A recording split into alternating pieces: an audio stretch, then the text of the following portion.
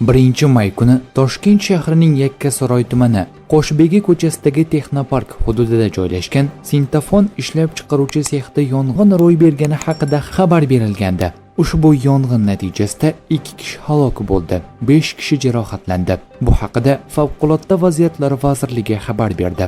Qayd etilishicha, yong'in bartaraf etilganidan so'ng yong'in joyini o'rganish davomida 2 fuqaroning jasadi aniqlangan. Shuningdek, 5 nafar fuqaro tan jarohatlari bilan shifoxonaga yuborilgan.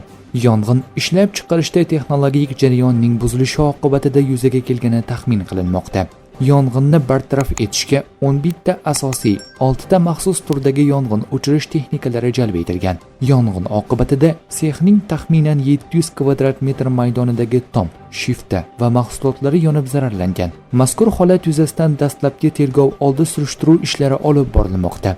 Voqea joyida Favqulodda vaziyatlar vazirligi rahbariyati, Toshkent shahar Favqulodda vaziyatlar boshqarmasi boshlig'i va tuman Favqulodda vaziyatlar boshqarmasi rahbar xodimlari, Ichki ishlar boshqarmasi, Sog'liqni saqlash boshqarmasi, prokuratura va mas'ul xodimlar ishlamoqda.